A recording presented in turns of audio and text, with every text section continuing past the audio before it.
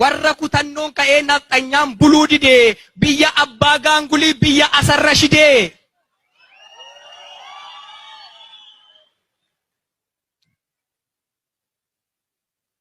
Wanti walloon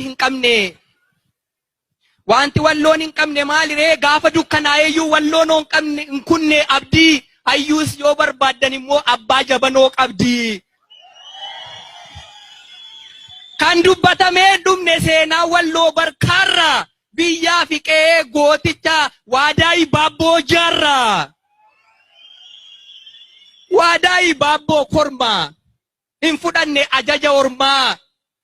Idda mataa kaafatee xiiqii lapheerraa fidee Minilik nafxanyichaaf takkaayyuu buluu dide.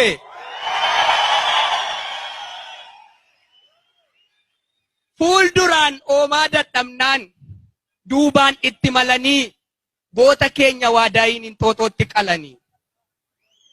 Walloo koo biyya kabajaa, walloo koo biyya nagaa, durii kaasanii hangarraatti qe'ee biyya kee irratti maaf sitti guuru dhagaa.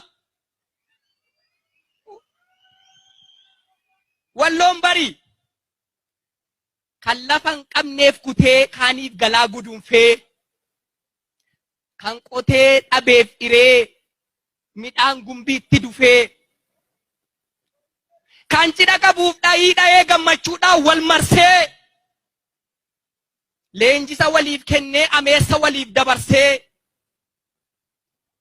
kan eelee qoteef kabala, kan ceefii bobbaaseef balala,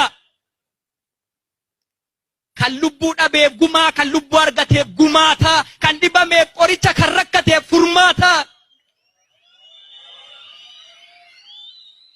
Gasoo jaalalaan qotee rakkoo walii buqqisee, kan firan qabneef luka ta'ee kan haadha dhabe guddisee, waraana wajjin lolee waantaa waliin gombisee, gaafa cooma muratu ollaasaaf cooma muree, saba amminan beekne saba arjoomaa ture.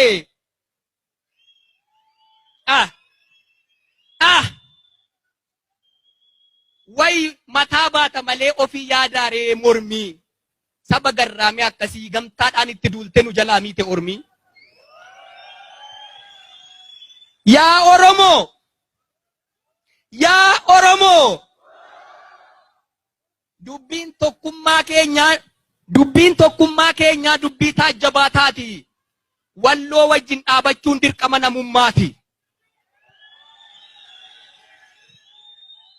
Dubbiin tokkummaa keenyaa dubbii taajjabaa taati. Walloo wajjin dhaabachuun dirqama namummaati.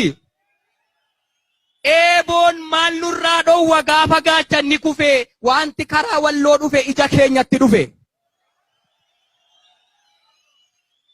Nutoo warra seenaatii seenaa nama gaafannaa, dammaqaa qeerroof qarreen walloo bira dhaabannaa. Furmaata nurka jiru maaliif fagoo yoorsinaa? Dawaaf qoricha taanee madaa walloo qoorsa.